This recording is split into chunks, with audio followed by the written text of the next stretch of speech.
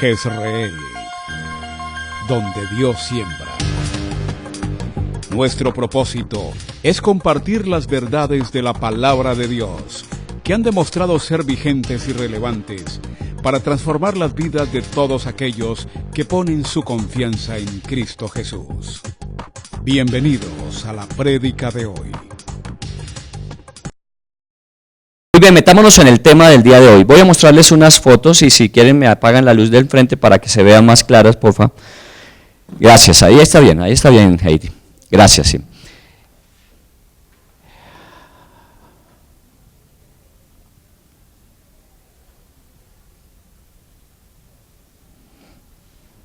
Usted estará pensando que me metí ahora en Finca Raíz, ya estoy promocionando las últimas adquisiciones. No, mire estas dos últimas. Esta es, ¿quién? El edificio Space en Medellín. La anterior es el edificio Benavento, también en Medellín. Pero si nos devolvemos, encontramos otros edificios que no han colapsado, como este en Florida Blanca, en Santa Marta, en Bogotá, en Río Negro, Antioquia, en Villavicencio, en Cali, la misma cárcel, Villahermosa, y en Cartagena, entre otros, ese edificio. Todos estos edificios que usted acaba de ver están llamados a ser demolidos. Y apenas es una parte pequeña de una problemática que se está cada día, pues de pronto por lo mismo que sucedió en Medellín con el Space, empezaron a hacer todo el proceso de investigación acerca de los permisos que las curadurías estaban otorgando para la construcción de los edificios y se estaban cumpliendo con todos los requisitos.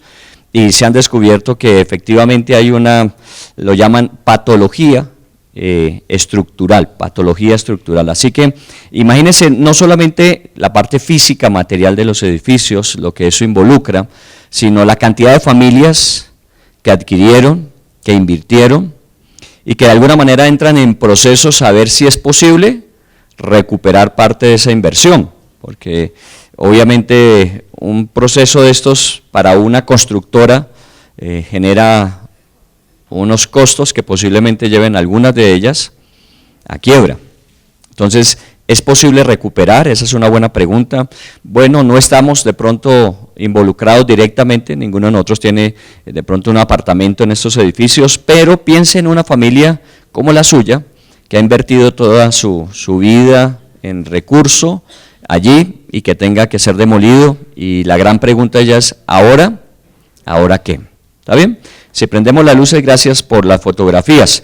Se llama patología estructural, así lo están llamando a nivel general, la patología estructural. Ahí hay un problema.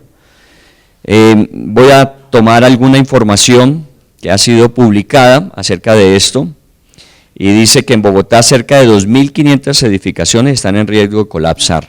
2.500 en Bogotá. Esto es una investigación del Consejo de Bogotá. En Cartagena, 16 edificios están en riesgo de inminente colapso, según la Fiscalía Nacional. En Medellín, obviamente ya el que pasó de Space, el otro que acaban de demoler, y hay otros más que están en proyecto. Según el Instituto Distrital de Gestión de Riesgo y Cambio Climático, el IDGER, en Bogotá, hay 2.363 edificaciones diagnosticadas como técnicamente en riesgo estructural. Imagínense, 2.363, esto es apenas la muestra superficial. Y pues el artículo es bastante extenso y se habla acerca de cada uno de los diferentes estratos y los riesgos que hay. Allí está la cárcel de Villahermosa, si la ubicamos en las fotos. En la Personería de Cali informó que la cárcel de Villahermosa presenta fallas estructurales como tuberías carcomidas por la humedad, cableado eléctrico en mal estado, fachadas deterioradas, muros agrietados. Según los expertos y la Personería, la cárcel no cumple las normas de sismo resistencia.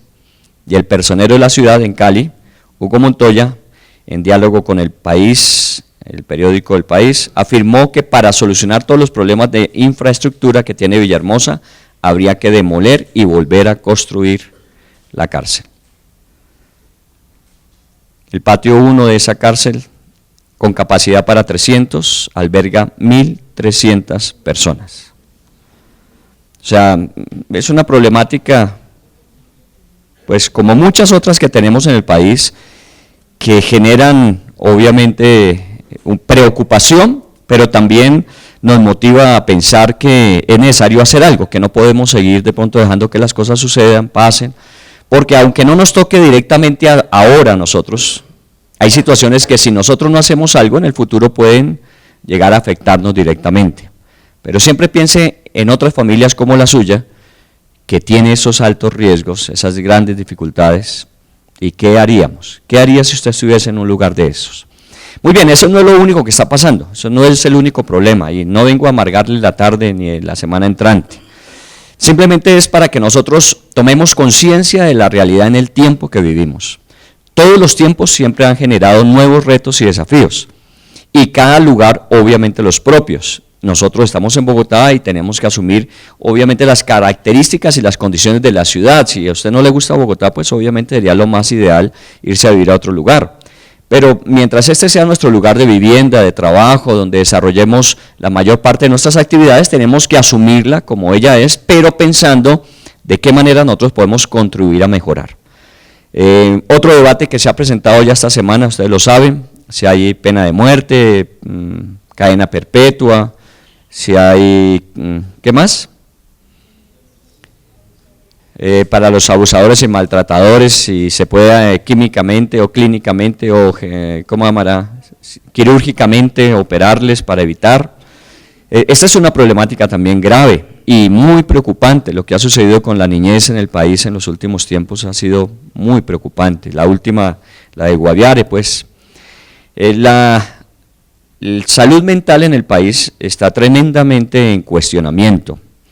Hay una ley que se llama la Ley Mental, de Salud Mental, del 1616 del 2013, que dice: un estado dinámico que se expresa en la vida cotidiana a través del comportamiento y la interacción, de manera que permite que los sujetos individual y colectivamente desplieguen sus recursos emocionales, cognitivos y mentales para transitar por la vida cotidiana, trabajar, establecer relaciones significativas y contribuir a la comunidad. Eso sería lo ideal, eso sería lo que se llama salud mental, así se define en la ley.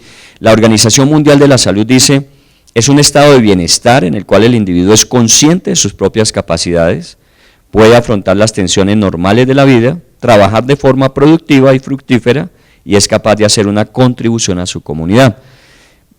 Parte de este gran debate de qué hacemos, si aumentamos las penas, si se admite la pena capital, si se llega a un proceso de cirugía para este tipo de personas, intervención quirúrgica, lo que detrás de todo eso existe y que se está manifestando es la salud mental. ¿Qué está pasando con nosotros en la salud mental?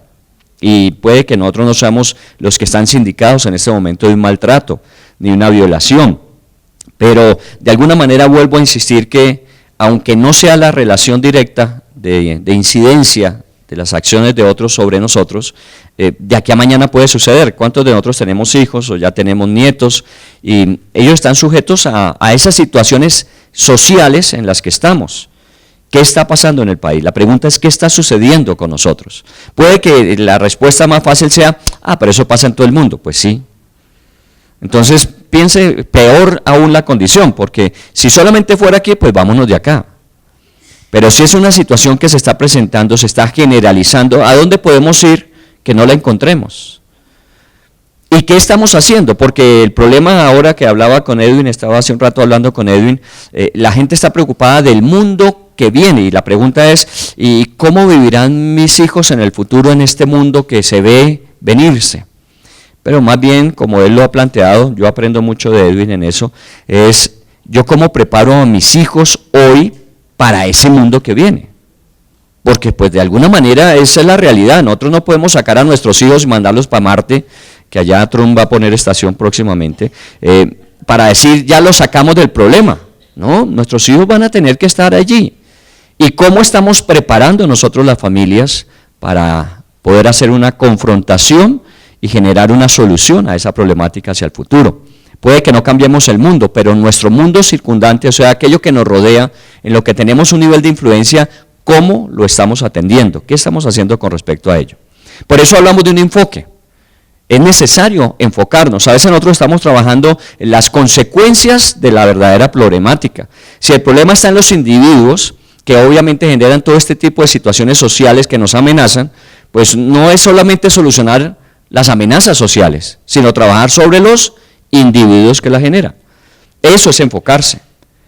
Si usted mira, la salud mental normalmente se maneja desde el punto de vista emocional, psicológico, mental, y eso es lo que tanto a nivel del país como a nivel internacional, la OMS, hablan acerca de la problemática de salud mental, pero desafortunadamente han desconocido o si lo entienden no lo han querido admitir, es que esa problemática tiene un fundamento también espiritual. O sea, yo entiendo que emocionalmente, psicológicamente, mentalmente, el hombre está afectado, pero todo eso parte de una realidad que nosotros no queremos reconocer, y es que espiritualmente el hombre está afectado.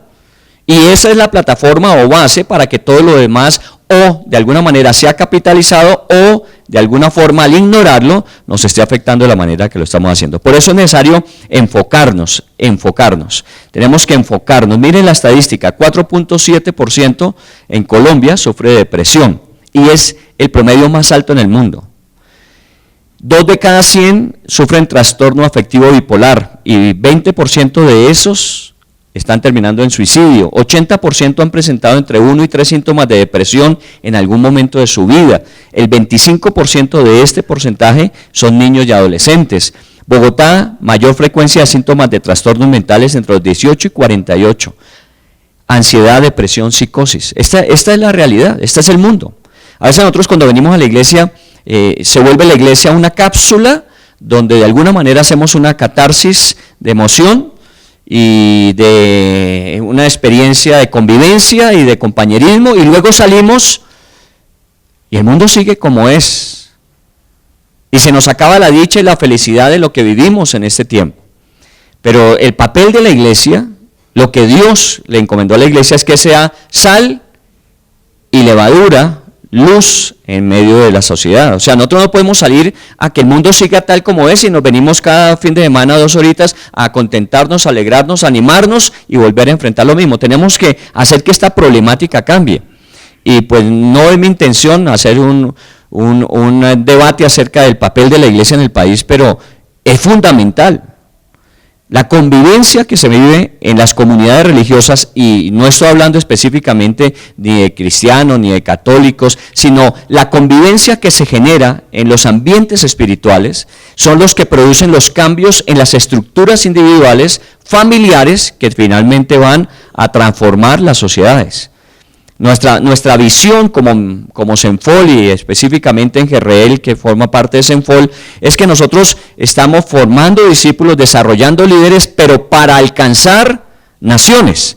No solamente para que seamos felices nosotros, sino cómo podemos alcanzar las naciones. Y alcanzar las naciones es que este mensaje que nosotros vemos que transformó nuestra realidad presente, transforme la realidad de la sociedad en la que estamos. Por eso esa es la responsabilidad que estamos asumiendo. Es importante que nosotros mantengamos el enfoque. Vivimos con nuestro corazón centrado en el cielo, pero nuestros pies están en la tierra. ¿Qué estamos haciendo mientras tanto en este mundo? Muy bien, vamos a meternos entonces en nuestro tema. Este será el tema que tendremos en serie. Desarrollaremos en algunos fines de semana este tema. La Biblia compara la vida de cada persona, de cada uno de nosotros, la compara con una construcción. Por eso quise traer a colación esta problemática de la patología que hay estructural desde el punto de vista de ingeniería en el país, para asemejarla un poco a la vida de cada uno de nosotros. Cada uno de nosotros, desde que se nos dio esta vida en el vientre, porque parte de allá, nosotros no tenemos vida en el momento en que nacemos, sino desde el vientre de nuestra madre estamos siendo formados. A los 9 meses se nos da la oportunidad de formar parte de este mundo y comenzamos una carrera que posiblemente dure 70, 80 y si a Dios se lo olvida que estamos por aquí 100 años. ¿Qué vamos a hacer durante esos años de nuestra vida? ¿Qué es lo que estamos construyendo nosotros durante esos años de nuestra vida? Usted dirá, bueno, todo lo tenemos claro, hay que levantarse, tener una buena salud, tener una capacitación académica, desarrollar un trabajo, finalmente acumular unos recursos y vivir tranquilo el fin de la vida. Ese es el ciclo natural, normal, eso es lo que todo el mundo haría. No todo el mundo lo alcanza, no todo el mundo lo logra, pero es lo que uno dice debe hacer. Y muchas veces nos vemos aún nosotros como cristianos metidos en esa carrera. Simplemente levantarse es tener una buena salud, una buena alimentación, tener la oportunidad académica, un desempeño laboral y finalmente una acumulación de recursos para estar tranquilo los últimos años de nuestra vida. Pero creo que eso es parte, eso no es todo.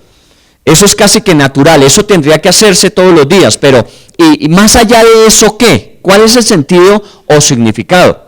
Por eso la Biblia habla en 1 Corintios, usted mira, habla en 1 Corintios capítulo 3 versículo 10, esta es la nueva versión internacional, dice, según la gracia que Dios me ha dado, yo como maestro constructor, eché los cimientos y otro construye sobre ellos, pero cada uno tenga cuidado de cómo construye.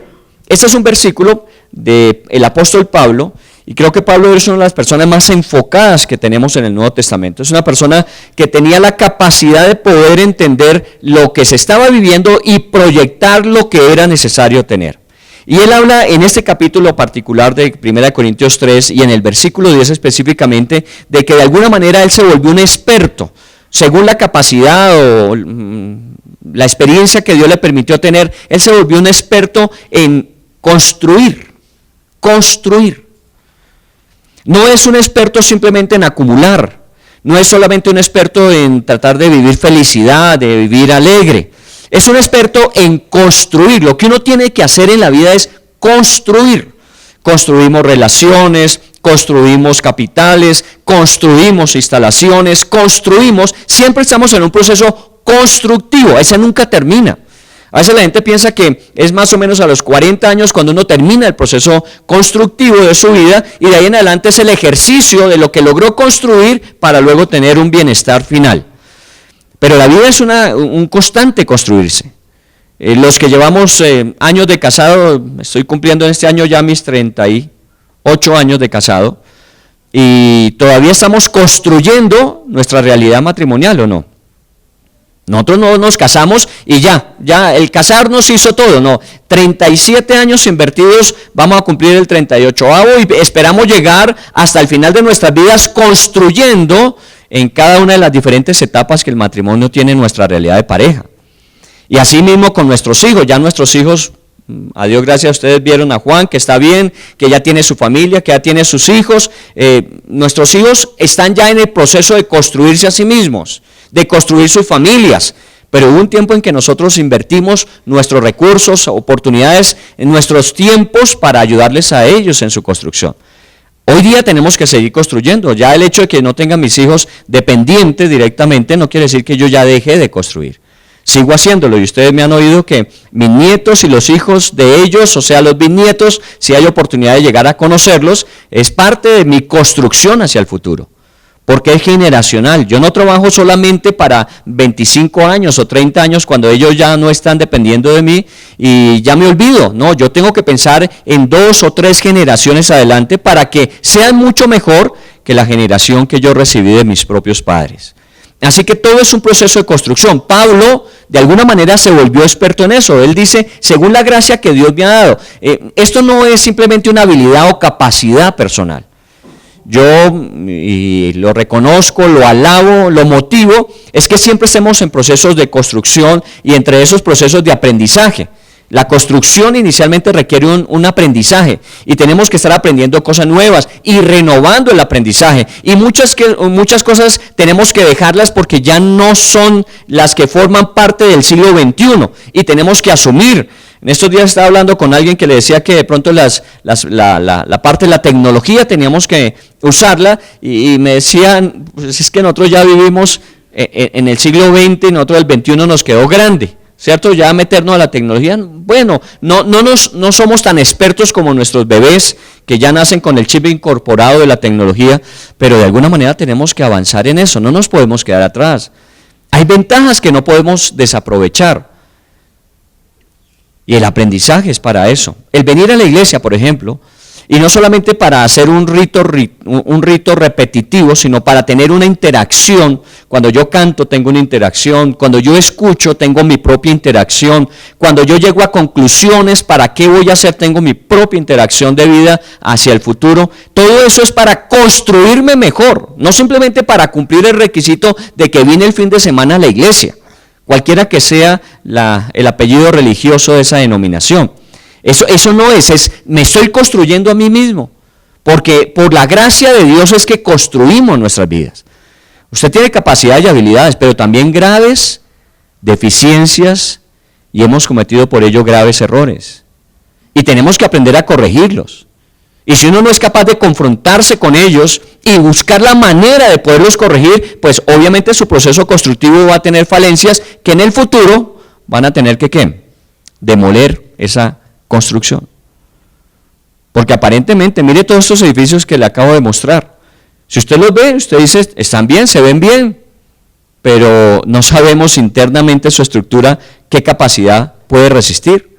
Por eso lo mejor es evitar que, si no llega a su capacidad de soporte suficiente y puede causar una tragedia, mejor demolámoslo. De pronto puede pasar en la vida de una persona eso, que la vemos y la apariencia es que es una persona sólida, estable, segura, que tiene todo lo que necesita, pero cuando nos aproximamos empezamos a encontrar que sus columnas tienen unas graves grietas, sus cimientos están fracturados y que posiblemente en poco tiempo o se cae o va a tocar hacer un proceso de demolición y reconstrucción.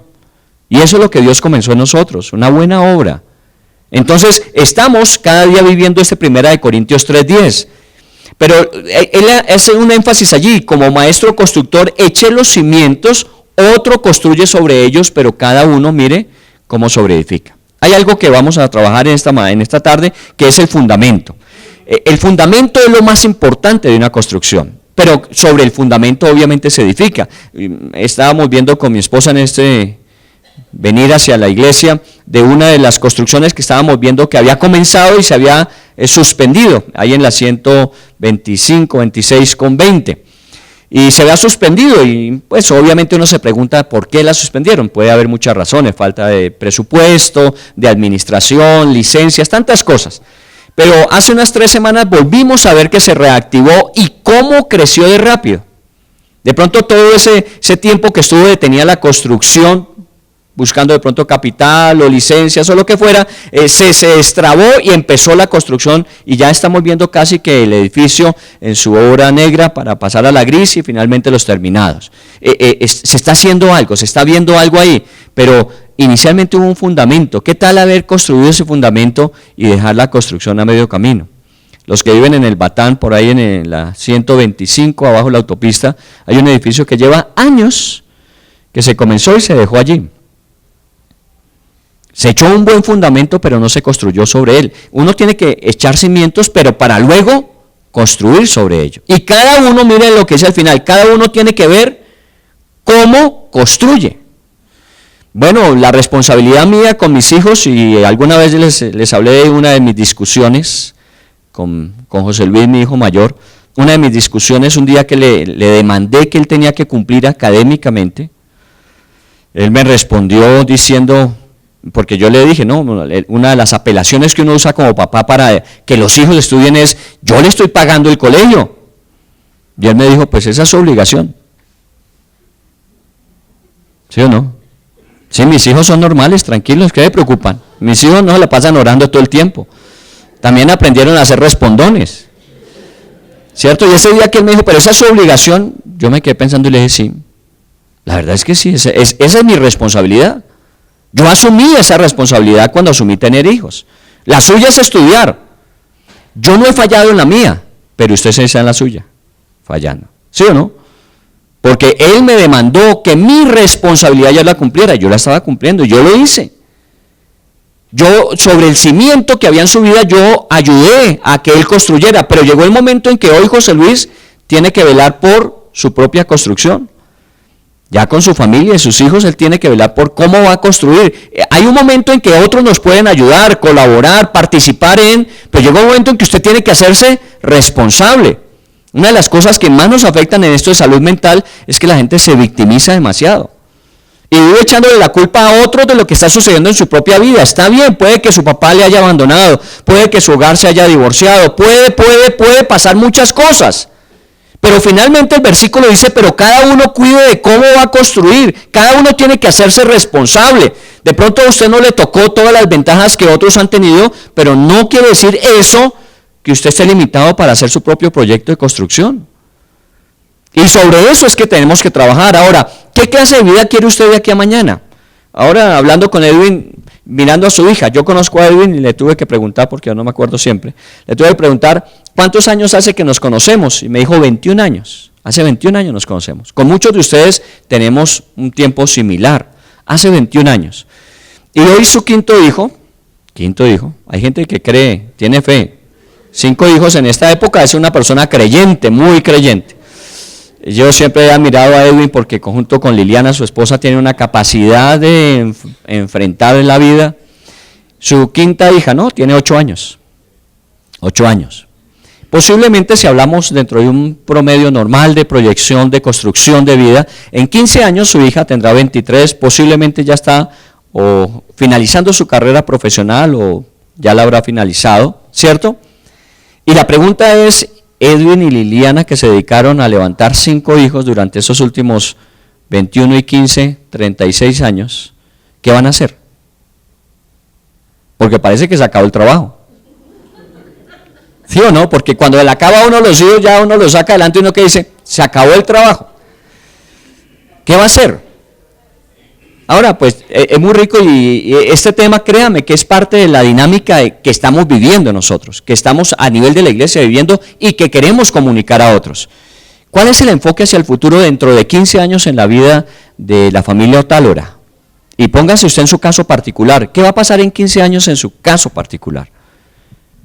¿Dónde va a estar usted en 15 años? Los que tienen hijos pequeños piensen qué va a pasar en 15 años. Los que ya no tienen hijos pequeños y tenemos más de 50 años, en 15 años son 65, y estoy hablando de gente joven como yo. ¿Qué va a pasar? Si no hacemos algo ahora, cuando llegue dentro de 15 años el momento, la pregunta no es, ¿y ahora qué vamos a hacer? Ya fue tarde.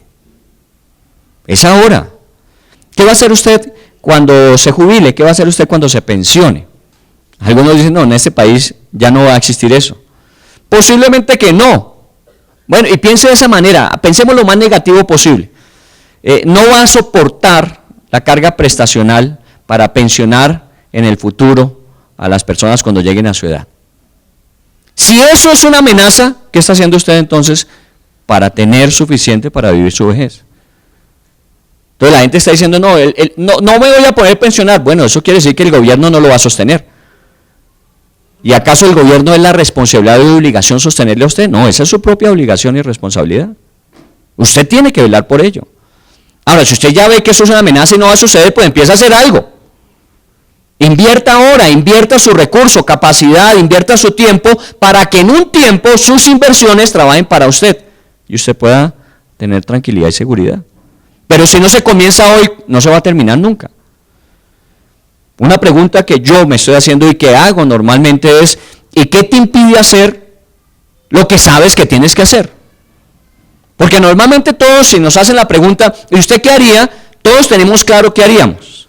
¿Qué debemos hacer ahora? Pero ¿por qué no lo hacemos?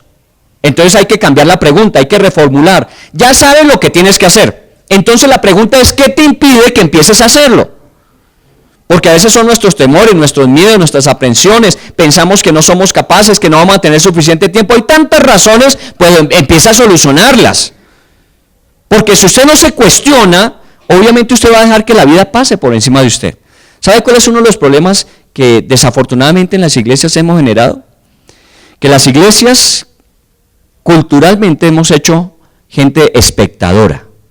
Porque normalmente una persona viene a la iglesia, se sienta, escucha, participa con las canciones, ora y se va.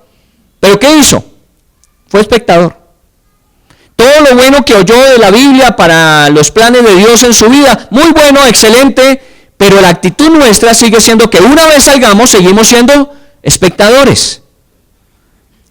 Desafortunadamente. Por eso las dinámicas hoy día de las iglesias son muy diferentes. Hoy tenemos unos equipos de trabajo en las iglesias impresionantes. ¿Por qué? Porque es necesario que entendamos que no podemos ser espectadores. Tenemos que ser partícipes y constructores. Lo que es la iglesia hoy día. Cuando vino ahora Juan le pregunté, ¿cómo viste? Y entonces, pues obviamente ellos han crecido aquí, esta fue casa de vivienda de nosotros. Le pregunté a Juan, ¿cómo viste? Y dice, hay muchos cambios, hay muchas personas nuevas. Ah, bueno, menos mal. ¿Por qué? Porque si viera lo mismo que él vio la última vez que estuvo, me preocuparía. Si él viera lo mismo que sucedió cuando él estaba viviendo en esta casa, me preocuparía. Si está viendo cambios, si está viendo una proyección, fuimos el domingo, por eso el domingo pasado no estuve, ni el sábado pasado estuve, porque fuimos a nuestra sede del norte, que cambiaron su sede de la 161 a la 159, fuimos a visitarlos para ver la nueva instalación que tenían y cómo desarrollaban su actividad allí, y qué bueno que él vio que también allí hay gente nueva, diferente, qué bueno. Me hubiese preocupado que hubiese dicho, papá, pero veo todo igual. Si una persona que no le ve hace un tiempo, lo viera hoy, ¿qué le diría a usted? Lo veo igual. Preocúpese. ¿Cierto? A veces uno dice, sí, sino yo no he cambiado mucho. No he cambiado mucho, eso es lo que usted cree. Yo veo personas que compartí con ellos hace 30, 40 años, ahora que estamos celebrando los 25 años del Ministerio de Senfol, y vi personas que compartimos hace 40 años, y cuando las vemos con mi esposa, yo les he contado, no decimos, uy, ¿cómo ha pasado el tiempo? Se ve viejo. Y ella siempre me responde, ¿y cómo nos verán ellos a nosotros? No. Lo ven igual a uno, ¿no? Solo que como uno no se siente así, con Margarita hablábamos esta semana y decíamos nosotros ya tenemos cierta edad, ya nos pueden llamar viejos. A mí me llamaron viejo desde Neiva, un día cuando me metí con mis hijos todavía pequeños y yo tendría que unos 32, 35 años por ahí, me metí en Contravía, me dijeron, va en Contravía, abuelo. Desde ese día, porque tenía el pelo blanco desde entonces a mí no me preocupa que me digan abuelo, de los 35 me lo están diciendo. Y no me siento abuelo, aunque tengo 4 nietos, ¿me entiende? Pero ¿cómo nos ven otros? Puede que nos digan, el tiempo ha pasado y se le ve obviamente ya las arrugas y se le ve el pasar de los años, pero que también vean todo aquello que usted ha construido en su vida durante todos estos años que han pasado. Y siempre digo que al final de cuentas, nuestro mejor momento es experiencia, conocimiento, habilidad, enfoque para vivir los últimos años de nuestra vida de la mejor manera posible. Nosotros estamos como al principio, como cuando éramos muy jóvenes, que todo lo que venía por hacer lo hacíamos. No sabíamos en qué íbamos a terminar, en qué íbamos a parar. Muchas veces por eso mismo cometimos errores. Pero hoy usted y yo pensamos muy bien las cosas. Hoy nosotros pensamos las consecuencias de las decisiones que tomamos.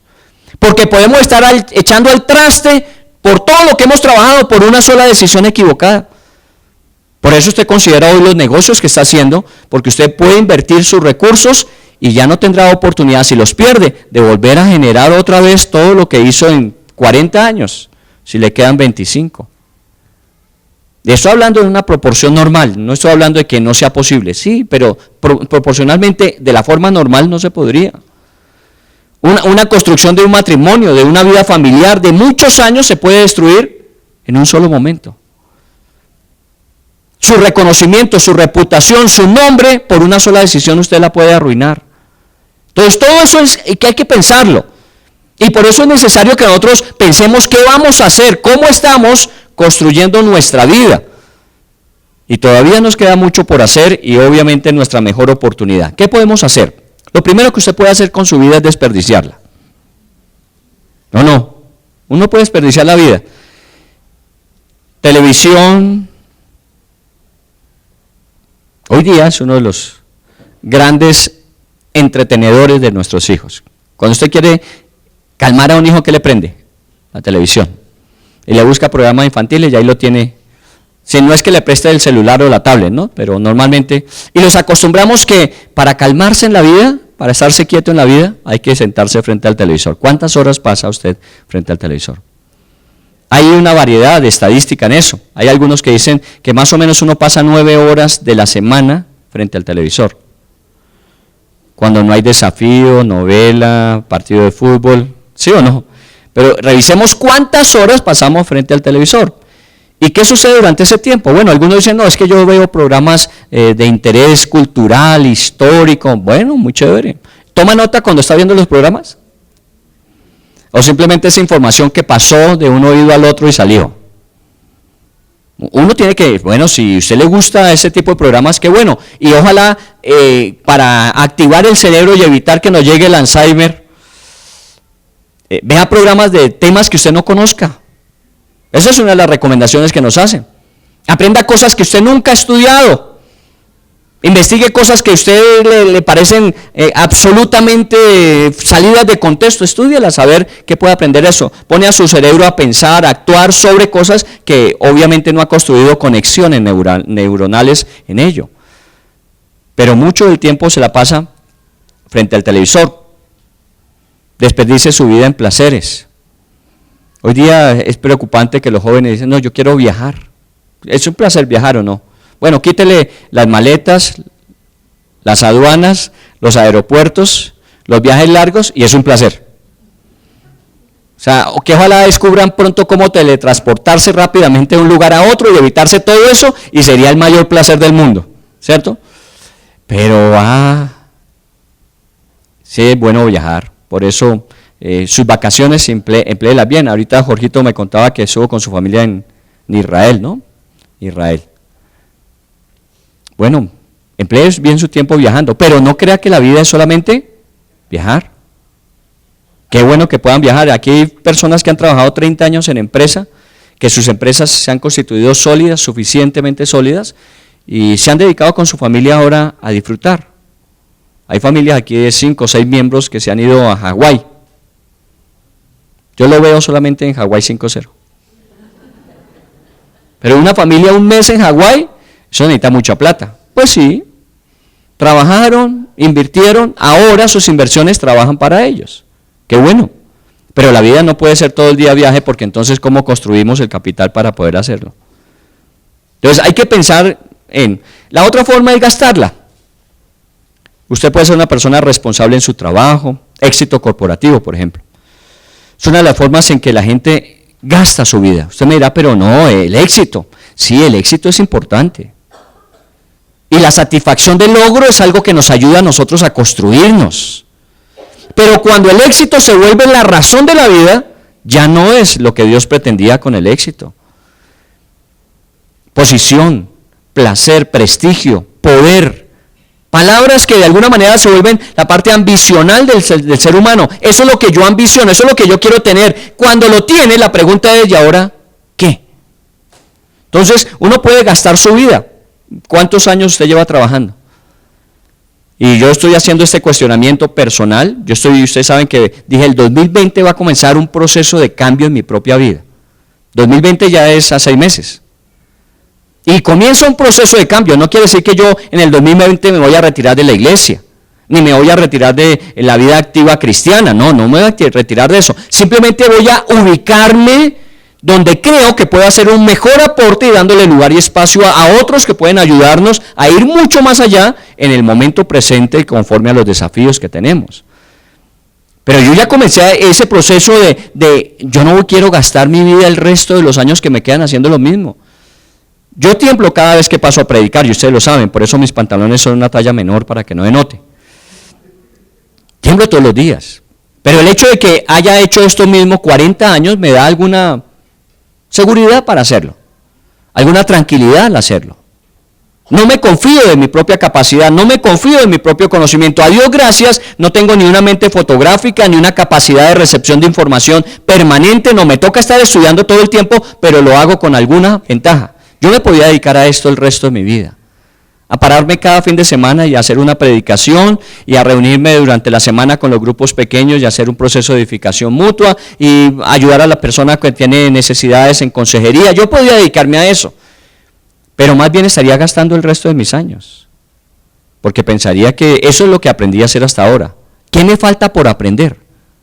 ¿Qué cosas no he explorado? ¿Qué cosas podría perfeccionar? Son las que estoy tratando de descubrir para no gastar mi vida en los años que me quedan.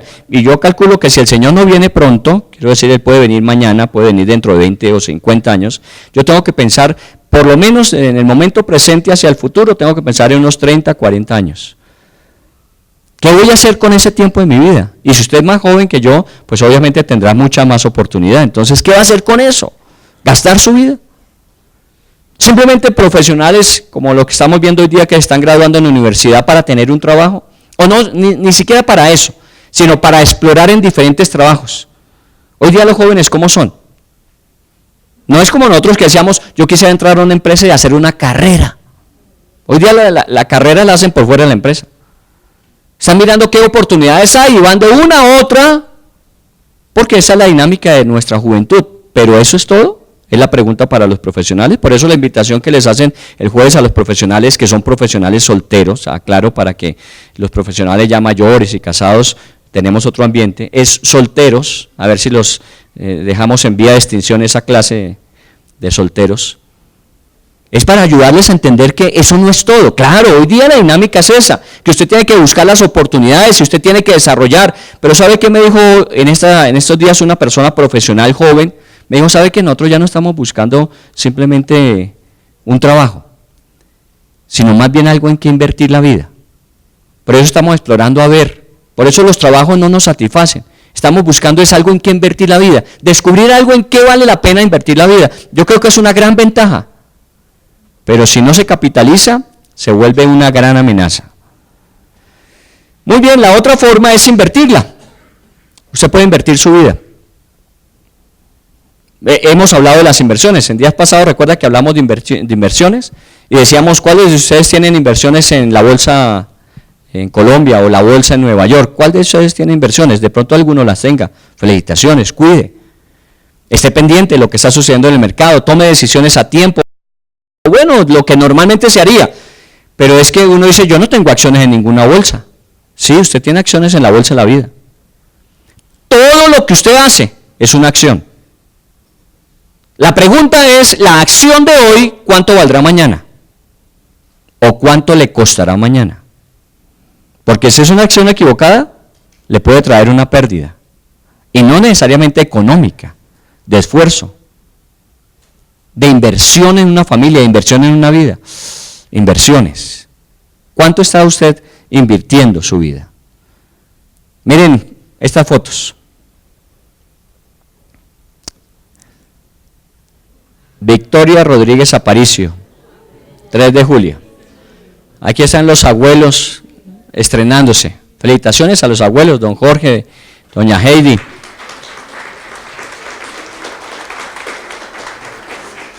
Esta es la hija de Yacine y Alejandra, ¿cierto? Va mejorando la especie. Susan Bolívar Jiménez, 5 de julio. Es obviamente hijo de Nicolás y de Susan. Juan Jacobo Otero, este es el más reciente, 10 de julio. Qué bueno, ¿no? Que de alguna manera la iglesia crece. De alguna manera la iglesia va creciendo. Yo creo que son más los que están naciendo que los que están muriendo, a Dios gracias. Pero devolvámonos un poquito. En las fotos, esta es una de las mayores inversiones que hay en la vida, los hijos. ¿Sí o no? Yo soy un convencido de eso. Yo soy un vendido a esa idea. Porque lo más grande que Dios tenía para encomendarnos en la vida se llama hijos. Dios podía darnos todo el capital que usted quisiera tener. Dios podía darnos todos los bienes que usted quisiera tener. Pero Dios dice solamente de los hijos que es herencia personal de Dios. O sea, si algo Dios tiene dentro de su pecunio, que aprecie, que valore más que cualquier otra cosa en la vida, es la vida de un ser humano. Y cuando la encomienda a una familia, Dios le está dando lo mejor que podía darle. Y esa es una gran inversión. Y sigo en mi plan de motivar a los que están solteros a que se casen y a los que están casados a que tengan hijos. Bueno, no como indiscriminadamente, pues. Que calculen, que piensen, no como Elvin. Bueno, ya ustedes dijeron, dígalo. No. Pero Elvin va para adelante que... Y obviamente él es mucho más rico que nosotros porque le ha tocado invertir en 5. Usted ha invertido en 3, en 2, en 1 y entonces la inversión en 5 vale mucho más. Pero la idea es que nosotros tengamos en cuenta que invertir la vida es invertirla para generaciones futuras. No invertirla para el momento presente solamente. No invertirla para una época de la vida de uno, ¿no? En la época productiva de nuestras vidas hasta que nos pensionemos. No, tenemos que invertir es para generaciones futuras. Que muchas cosas que hoy se inician no puedan terminarse con nuestra muerte, sino que perduren y perpetúen después de nuestra muerte. ¿No le gustaría eso? Que muchas cosas que usted comenzó no necesariamente usted las finalizó, sino las finalizó su hijo o el hijo de su hijo después. O personas como ellos. Invertir la vida. Yo creo que hay muchas formas de invertir la vida de forma correcta. Mire lo que dice, si me devuelves un poquito, ahí. Mateo 6:33, gracias, dice, más bien busquen primeramente el reino de Dios y su justicia y todas las demás cosas serán añadidas. ¿Usted conoce este versículo? Bueno, adelante la mano el que no lo conozca, porque hay que recibir a Cristo si no lo conoce. Son los versículos que le comparten a uno de primero cuando uno empieza a buscar a Dios, le dice, mire, ¿sabe qué? Está haciendo lo correcto, busque a Dios prioritariamente en su vida y todas las demás cosas le serán añadidas. Y eso es una verdad. Y tiene un respaldo de promesa del Dios que no falla sus promesas. Así que si uno busca prioritariamente primero el reino de Dios y su justicia, todo lo demás vendrá a ser añadido. Entonces, si hablamos de invertir la vida, uno tendría que preguntarle al dador de la vida de qué forma yo puedo invertir la vida. Y él me dice de qué manera. Busque primeramente a Dios y su reino y todas las demás cosas serán añadidas. Ahora uno normalmente se pregunta, bueno, pero ¿cómo es eso de buscar el reino de Dios? Pues es algo que usted ha hecho, me imagino, muchas veces desde pequeño. Cuando usted ha rezado el Padre Nuestro, ¿qué ha dicho? Venga a nosotros tu reino. ¿Sí o no? Si hay alguno que no haya rezado el Padre Nuestro, no creo. Y lo hemos hecho muchas veces. Pero ¿qué dice después de venga a nosotros tu reino?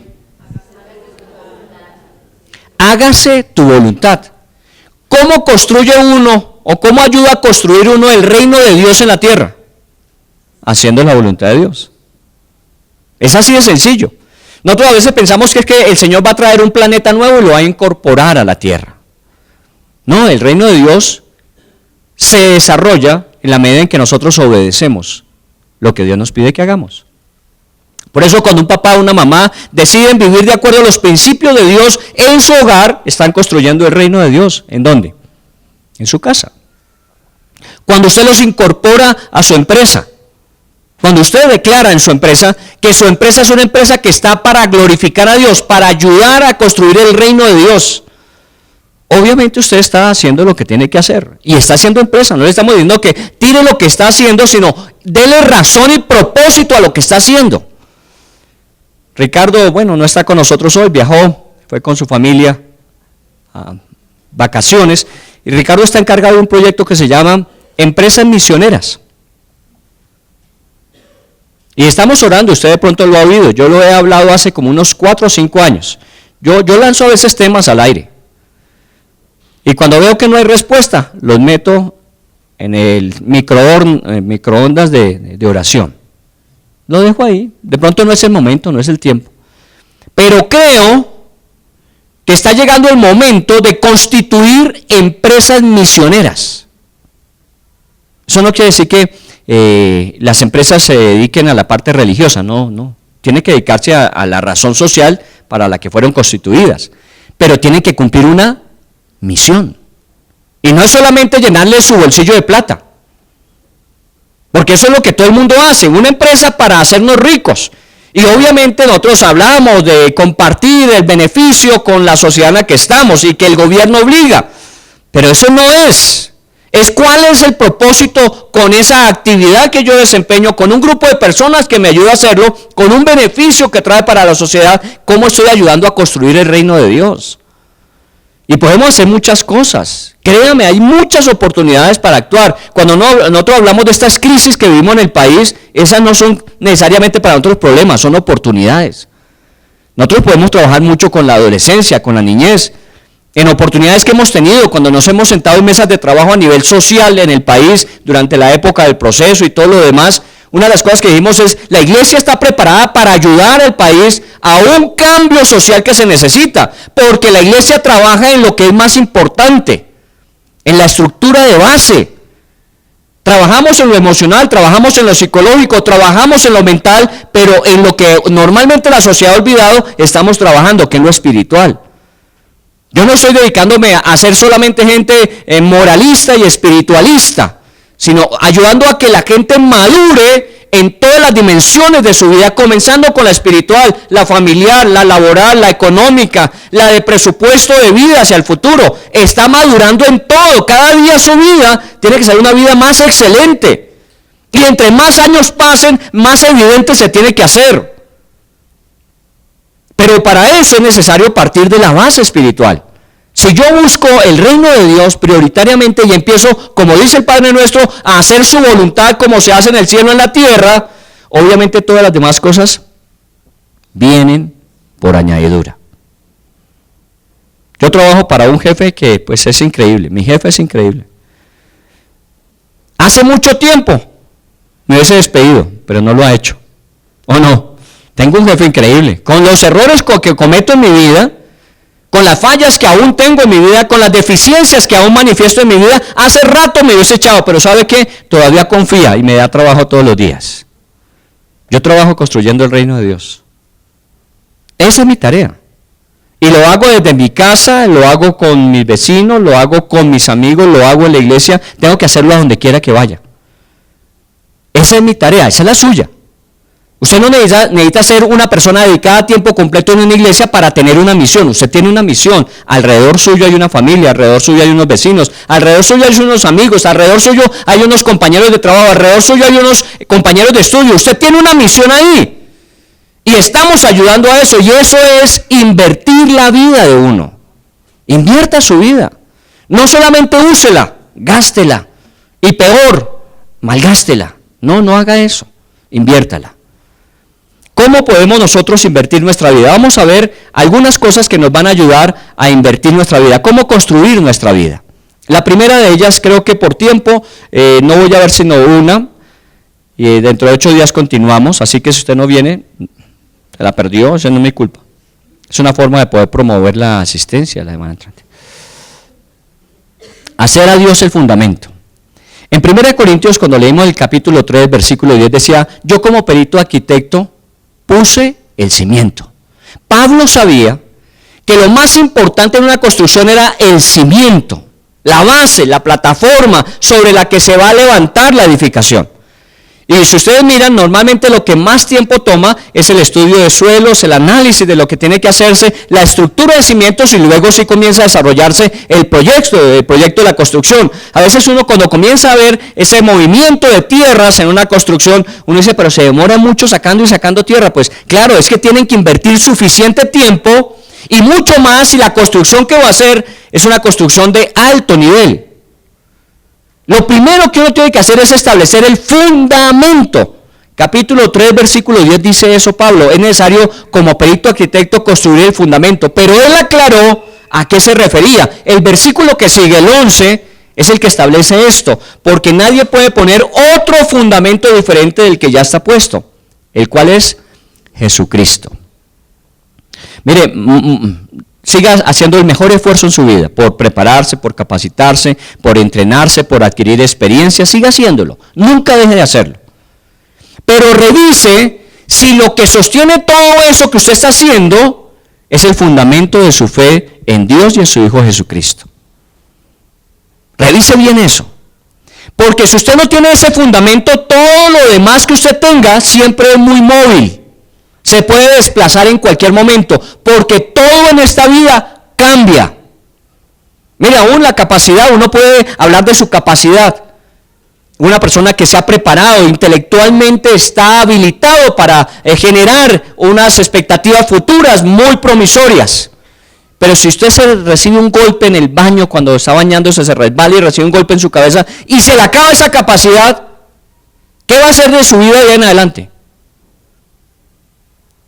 Y piensa en cualquier otra de las áreas, financieramente, no, es que yo tengo suficiente plata. Así hubo un hombre en la Biblia que dijo, alma mía, tienes muchos bienes para toda tu vida y hasta otra vida si fuera posible. Y alguien vino a golpearle encima del hombro y le dijo, oiga, pero usted sí es bien necio porque su vida determina hoy. Y usted es que hablando de una gran vida. ¿Sabe qué es lo único inamovible en la vida? Es Dios. Dios es el único que no cambia. Así lo dice la Biblia. Dios no cambia. Por eso nos da garantía, seguridad, confianza. Si ese es mi fundamento, Él no va a cambiar. Las circunstancias alrededor de nosotros cambian. Aquí tengo a Darío, que yo admiro siempre a Darío. Es un hombre de una capacidad para enfrentar cosas, igual que Fernando, su socio, en muchas tareas y empresas. Y sé que tiene la capacidad de confrontar situaciones difíciles. Nosotros salíamos corriendo ante cualquier amenaza que ellos han vivido. Pero esa habilidad más el fundamento es lo que hace la combinación perfecta. Por eso nunca deje de pensar si estoy parado donde tengo que estar parado. Si mi cimiento es Jesús, según dice Pablo. No confíe solamente en lo que sabe, no confíe solamente en lo que ha aprendido, no confíe solamente en la experiencia, no confíe ni siquiera en el éxito que ha obtenido. Revise bien que todo eso esté sobre el fundamento correcto. Mateo 7 dice que todo hombre, toda persona sufrirá vientos, lluvias y tempestades. ¿Recuerda ese pasaje? Que vendrán vientos, lluvias y tempestades. Llámelo de cualquier manera. Vendrán momentos económicos difíciles, vendrán enfermedades, vendrán situaciones relacionales complicadas, vendrán muchas cosas en la vida. Pero dos casas, una fue construida sobre la roca y otra fue construida sobre la arena, y solamente una sobrevivió. ¿Cuál? La que está construida sobre la roca. Puede venir lo mismo, pero nos sostenemos. A veces la gente le pregunta a uno, ¿y usted cómo hace para vivir tan tranquilo con tantos problemas? Porque a veces la gente imagina que uno no los tiene. Con tantos retos, con tantos desafíos, con tantos compromisos. Claro, uno puede vivir tranquilo si el piso que me sostiene me da seguridad. Pero cuando yo empiezo a ver que mi piso se mueve, obviamente yo pierdo la estabilidad propia de la vida. ¿Dónde está Cristo en su vida? La gente a veces me dice, no, usted está hablando en terreno ya abonado, porque aquí somos cristianos. Sí, yo entiendo que ser cristiano es tener a Cristo en la vida. Y por lo que veo, doy por hecho que, si no todo, la mayoría de nosotros tenemos a Cristo en la vida. La pregunta que ahora me obliga es, ¿y en qué lugar de la vida tienes a Cristo? Porque Cristo puede estar en mi casa, pero yo lo tengo en el baño de servicio. O yo lo tengo en el garaje para cuando se necesite sacar de allí alguna cosa y puedo acudir a Él. O yo lo tengo en el control completo de mi vida. ¿Dónde está Cristo con respecto a ti? ¿Quieres construir una vida? No quieres malgastarla, no quieres simplemente utilizarla, sino quieres invertirla, tienes que tener un fundamento. El primer paso es, revisa tu fundamento. Miren, la gente que se ha caído no ha sido por ignorancia. Uno dice, pero esa persona, ¿por qué hizo eso? Una persona tan brillante, con una carrera profesional, muchos de nuestros ambientes políticos, sociales, que no sé, esa persona era brillante, ¿por qué hizo lo que hizo? El piso, revisa el piso, no la capacidad, no el entendimiento y la comprensión de las cosas, sino en dónde estaba parado, porque nosotros a veces pensamos que nosotros no tenemos que darle cuentas sino a uno mismo. Usted tendrá que darle cuentas a Dios de su vida. Por eso cuando usted se para en Él, usted sabe que todo lo que usted haga va a tener que ver con Él. Yo no soy cristiano solamente cuando vengo a la iglesia. Yo soy cristiano cada día de mi vida, cada minuto de mi vida. Y cada cosa que haga con mi vida, obviamente tiene que reflejar dónde estoy parado, porque a Él tengo que darle cuentas. Y Él lo conoce todo, muy bien de nosotros. A la gente podemos engañarla, podemos hacerle creer, pero Dios no puede ser engañado. Mire otro versículo en esto. Nadie puede afirmarse por medio de la maldad. Solo queda firme la raíz de lo justo. Dígame si esto no es una experiencia en nuestro medio hoy día. Hoy vemos mucha gente que surge, que se levanta, pero no necesariamente es la bondad, el juicio correcto, el buscar la voluntad de Dios, la raíz de la justicia, sino la maldad. La pregunta es, ¿se han sostenido? ¿Han estado firmes? No, el único que se sostiene es la raíz de los justos. Y no nos diga simplemente, los cristianos son los que los sostenemos. No son los cristianos. Son los que viven como tal. No es la gente que va a la iglesia, no es la gente que tiene una Biblia debajo del brazo, no es la gente que se sabe muchos versículos de la Biblia, es la gente que conforme al Padre Nuestro dice, hágase tu voluntad y yo me involucro en eso. Cuando yo hago la voluntad de Dios, mi justicia permanece firme, aunque muchos a mi alrededor caigan. El Salmo 91 que tanto nos gustaba, yo siempre hablo de mi tía Cecilia. Mi tía Cecilia me enseñó que el Salmo 91 tenía que estar abierto en la casa. Ella tenía una tarjetería donde trabajé cuando era joven. Ella decía siempre el Salmo 91 porque eso lo protege a uno. El Salmo 91 no dice eso. El que habita al abrigo del Altísimo mora bajo la sombra del Omnipotente. Podrán pasar por el lado de uno, podrán caer alrededor de uno, pero uno permanece. Y sí fue así. Se le entraron los ladrones una vez. Y se le llevaron todo menos la Biblia.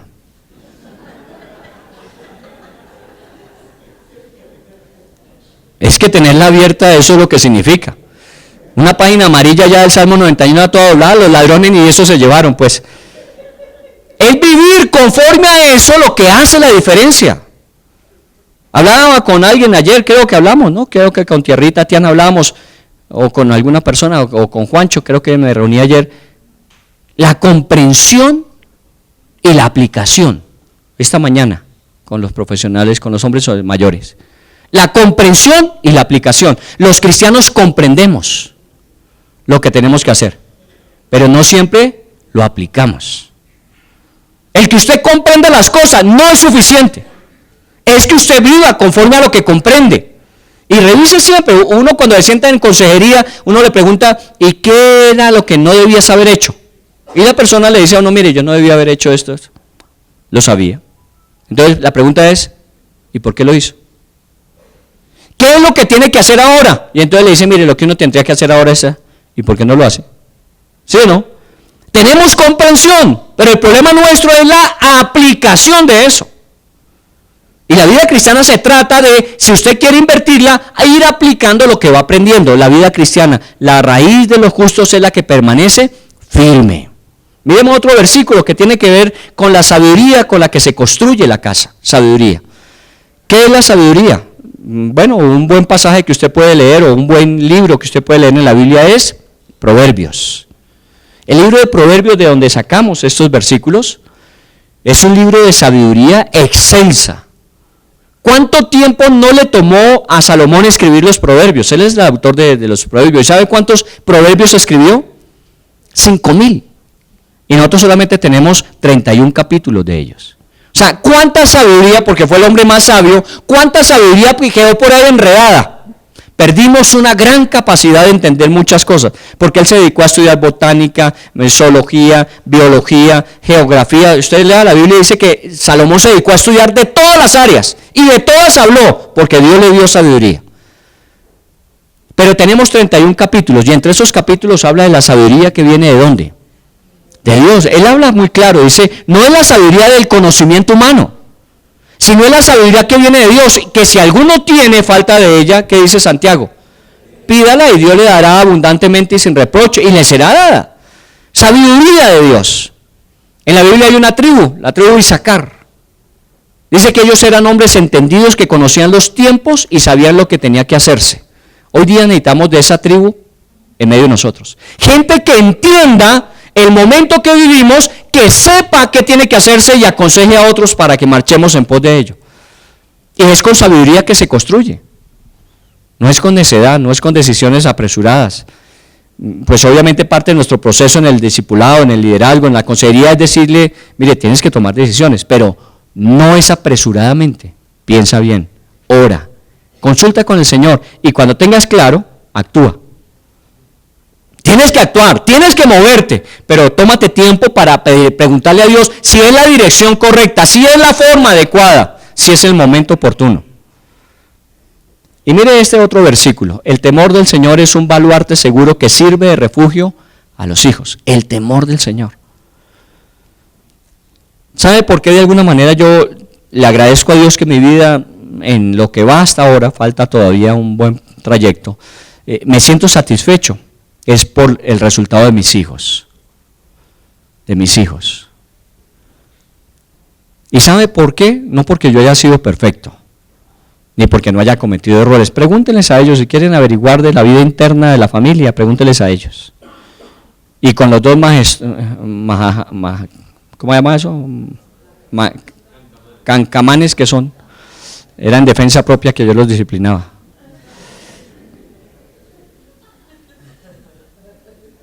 Pero ¿sabe qué?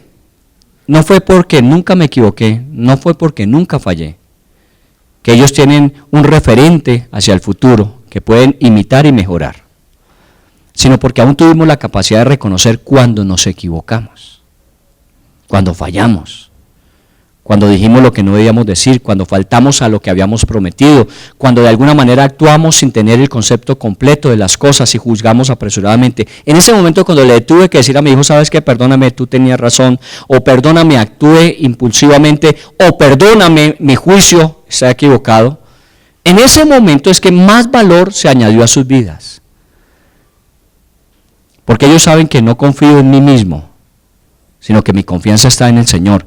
El temor del Señor es un baluarte para los hijos.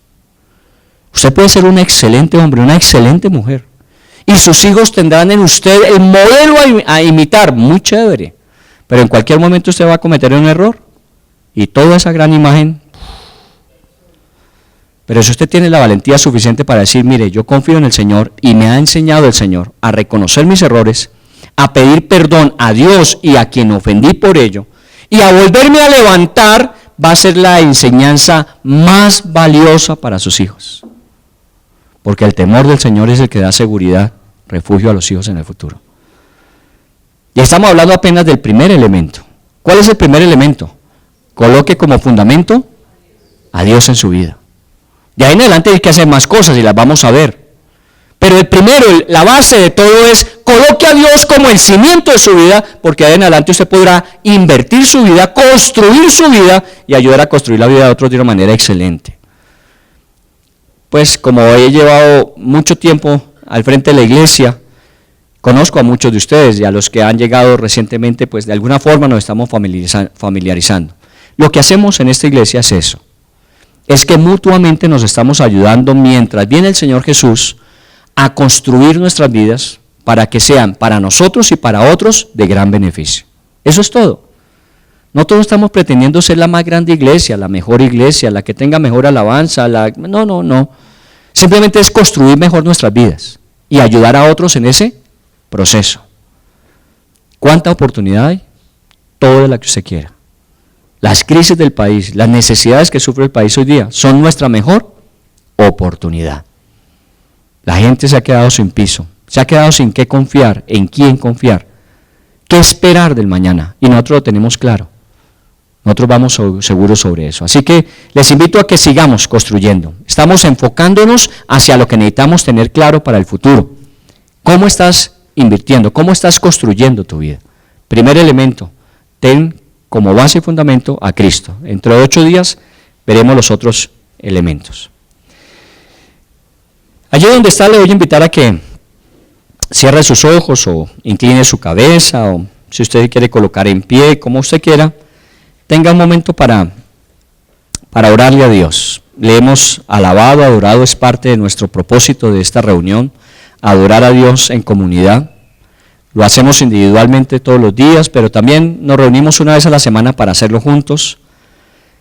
Dios recibe nuestra alabanza, nuestra adoración. Él sabe que no solamente son voces, canciones las que levantamos, sino levantamos nuestro corazón, levantamos nuestra convicción, nuestras creencias con nuestras canciones. Pero también es un tiempo para que su palabra sea para nosotros lámpara que nos permita tener claridad en el camino, o espejo que nos permita mirar y observar cómo somos, cómo estamos. No necesitamos mucho de estudiar, necesitamos es cada vez que uno solo de los versículos que vemos lo analicemos y permitamos que el Espíritu Santo a través de ello hable a nuestro corazón. Con eso tendríamos suficiente para una semana. A veces quisiéramos cambiarlo todo de un momento a otro, y seguramente todo lo hemos vivido, una situación crítica, quisiéramos que ya pasara, que ya cambiara, que todo fuera como era o mejor aún. Pero créame que a veces no es tan rápido, no es tan fácil. A veces es necesario tomar decisiones y decisiones que nos cuestan, decisiones que no son fáciles de tomar, pero que son necesarias de hacer. Y cuando lo hacemos empezamos un proceso de transformación. Si no decidimos lo que tenemos que hacer, pues obviamente las situaciones permanecerán, se podrán complicar y las soluciones se van a demorar en llegar. Todo está en el momento en que nosotros decidimos, voy a empezar a hacerlo. Voy a empezar. ¿Qué vas a empezar a hacer? De lo que Dios te ha hablado en esta semana, porque yo no creo que Dios solamente le hable a usted cuando viene aquí. Dios le habla a usted de muchas formas durante la semana. Y cuando venimos y nos reunimos, muchas veces Dios nos repite lo que nos ha estado diciendo a través de lo que escuchamos de su palabra. Por eso a veces decimos, ve qué casualidad, esto era lo que yo estaba pensando, de esto era que yo estaba hablando. No son casualidades. Dios está afirmándote lo que te venía diciendo en privado, en personal. ¿Qué es lo que tienes que hacer? De pronto lo tengas claro, ya sepas. Yo tengo que hacer esto, tomar una decisión que va a cambiar el curso completamente de mi historia, de mi vida. O tengo que tomar una decisión que es necesaria por algo que me está generando un exceso de peso en mi vida. O tengo que tomar una decisión que está afectando a otros. Bueno, es una decisión. También pueden ser decisiones con respecto a perdonar, a tomar una iniciativa de ayudar. ¿Qué decisión? ¿Qué es lo que sabes que tienes que hacer? Y si somos honestos, todos y cada uno de nosotros tiene claro qué debe hacer. Entonces la pregunta es, ¿y qué te impide hacerlo? ¿Qué es lo que no te deja hacerlo? Y eso a veces es lo más complejo, porque ya hemos definido que es eso lo que tenemos que hacer, pero lo que me impide hacerlo, entonces a veces son temores, miedos, a veces no queremos.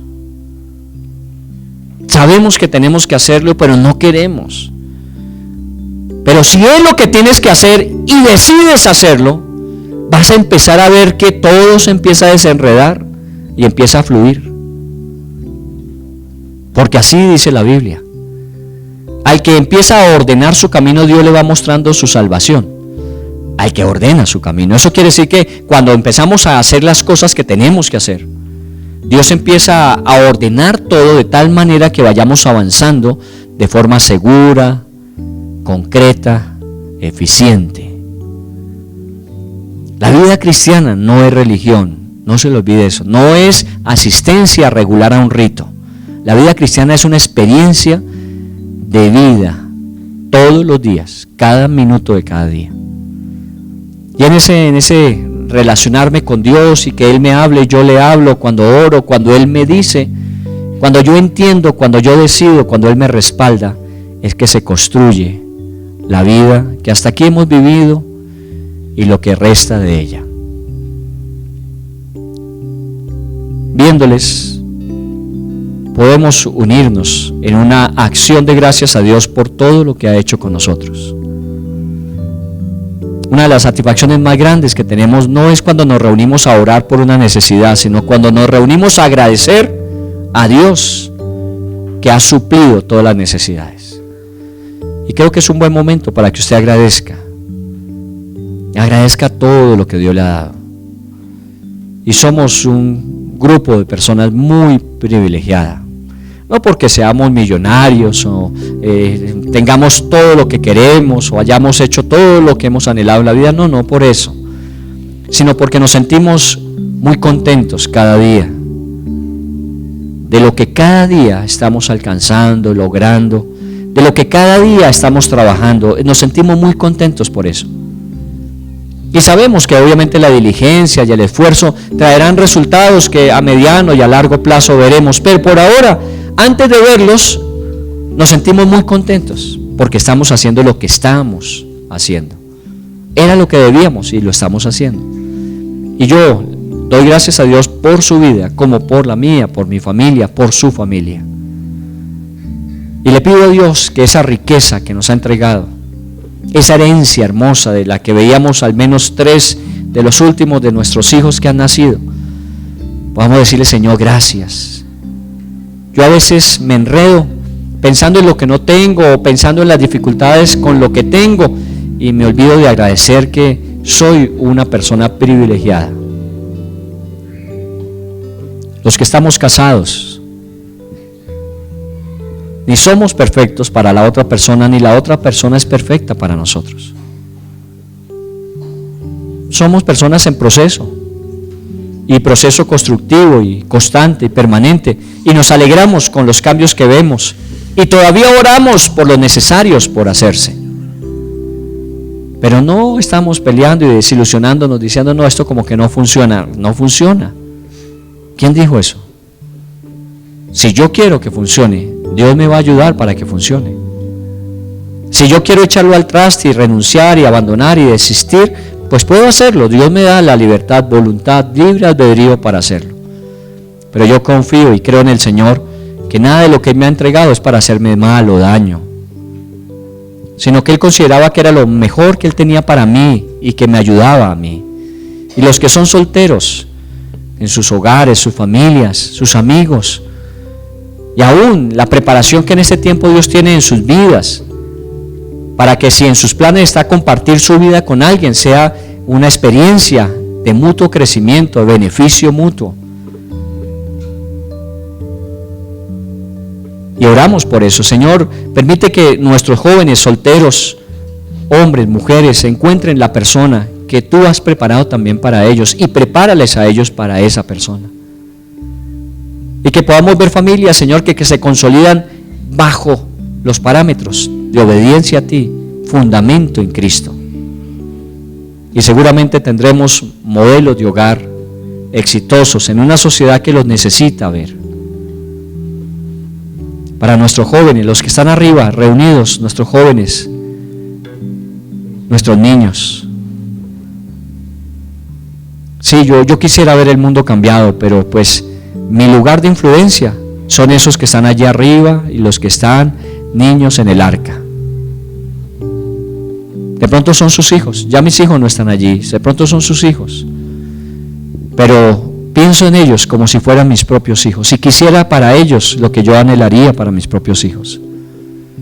Y sé que ese espacio que ellos tienen allí y hablan de sus temas, los temas que son sus realidades y necesidades, les están respondiendo a muchas preguntas y les están ayudando a construir su manera de pensar conforme lo que Dios quiere para ellos tomar las decisiones cuando les corresponda hacerlo. Por ahora de pronto dependen sus hijos de usted en su decisión de ir, venir, de hacer, no hacer, pero sus hijos van a llegar a un momento en que van a tomar sus decisiones propias, independientes, que no le van a consultar a usted, le van a informar, que el día que eso suceda, usted pueda decir, hiciste lo correcto, hijo. Adquiriste la madurez suficiente para evaluar bien y tomar una decisión correcta. Y aún si se equivocara, veo en ti la honestidad para hacerlo mejor, aunque te equivocaste. Y quiero ayudar para que perfecciones, para que mejores. Ese es nuestro futuro. Así que en el nombre de Jesús, no terminemos esta semana simplemente con un ritual, sino con un momento de gratitud y de consagración. ¿Qué voy a hacer entonces a partir de mañana? Para mí comienza la semana mañana, porque pues el día de hoy es de acción de gracias, terminé, Señor, pero ya mañana empiezo a pensar, y el lunes y el martes, el miércoles, ¿qué voy a hacer? ¿Cómo lo voy a hacer? ¿Dónde? ¿Con quién? Y empezarán a suceder muchas cosas maravillosas. Dios le bendiga. Dios haga resplandecer su rostro sobre su vida y coloque en su corazón siempre paz. Dios le permita ver que sus esfuerzos nunca son frustrados, que su buena disposición, su buen ánimo siempre son recompensados, y que Dios hará mucho más de lo que nosotros al evaluar consideramos meritorio. No hicimos tanto para tanto que hemos recibido, ¿sí? Porque así es Dios, Dios de gracia sobre gracia, de bendición sobre bendición. Permítame decirle en el nombre de Jesús que Dios le ama como nadie puede amarle. Y Dios cuida de usted como nadie puede cuidarle. Y Dios le guía a usted como nadie puede guiarle. Confíe en Él. Haga lo que le dice y Él actuará, Él obrará. Las necesidades Dios las suplirá, los faltantes Dios los llenará. Las limitaciones Dios nos capacitará y Dios hará cosas mayores y mejores.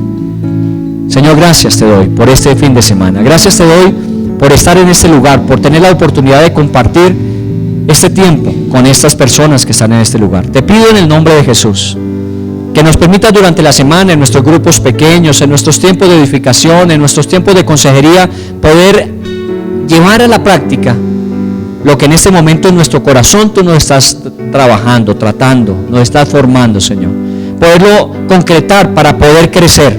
Que en 8 días, cuando vengamos a mirar qué otro elemento nos ayuda a construir nuestra vida, podamos agregarlo y entonces un paso más dar, un lugar más lejano ir. Dios te bendiga, Dios te guarde.